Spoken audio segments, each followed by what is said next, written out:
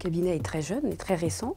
Et l'objectif pour moi est vraiment de faire passer une image de proximité auprès du client. Exanova, c'est une création très récente puisque l'activité telle qu'elle est connue aujourd'hui ou telle qu'elle existe, elle a démarré le 1er février 2013, dans une session de clientèle d'un cabinet dans lequel nous étions tous les deux d'ailleurs antérieurement. Actuellement, c'est une dizaine de collaborateurs. En chiffre d'affaires, on espère atteindre sur la première année quelque chose de l'ordre de 500-550.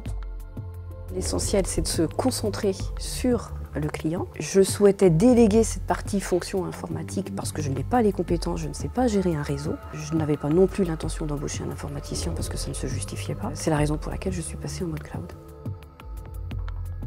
Moi j'avais deux réticences essentielles. Il y en a une qui est culturelle. Moi je suis né à la terre et je suis désolé, pour travailler à la terre, on n'a pas envie d'aller demander le matériel du voisin tous les matins. La deuxième chose, c'est que j'avais pris l'habitude effectivement de gérer depuis un certain nombre d'années un peu le réseau. Il y a une phrase qui dit très bien les choses: la résistance au changement est proportionnelle au poids des habitudes déplacées. Les arguments pour convaincre André ont été les suivants. Un, la sécurité dans le système de production. Deuxièmement, aujourd'hui, André, on sait que dans le cadre de la transmission du cabinet, il n'est pas éternel et que toute la partie fonction informatique qu'il avait pu gérer jusqu'à présent, demain, il n'est plus là et je ne pourrai pas le gérer.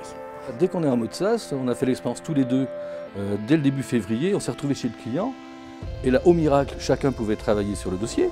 Ah, c'était quand même ça, c'était intéressant. La deuxième chose, tous les fichiers annexes qui sont dans d'autres répertoires qui avant étaient hébergés sur le serveur, mais quand on était chez le client, on n'y avait pas accès. Là, on avait tout sous la main en quelque sorte.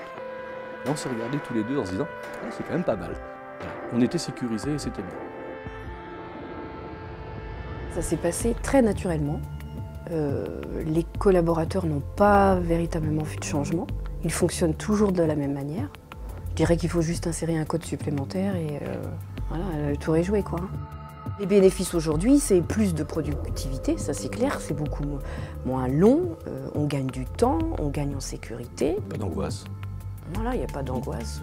On n'y pense plus en fait. Cette fonction-là de l'entreprise, j'y pense même pas, je l'ai occultée, quoi. Par rapport à ce que j'ai pu vivre auparavant avec l'accès au VPN dans le cadre d'un cabinet multisite, l'accès à l'information était très difficile, c'était très long. Quand vous étiez en communication avec un client, si votre document il met 2 minutes à s'ouvrir, c'est difficile de communiquer avec un client. Là, on a accès tout de suite à l'information, ça s'ouvre automatiquement, il n'y a pas de perte de temps.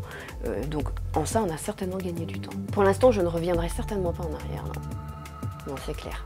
Je dirais que le produit cloud aujourd'hui, c'est un outil facilitateur dans notre relation avec le client, dans la mise en place de nos missions. Donc on gagne du temps.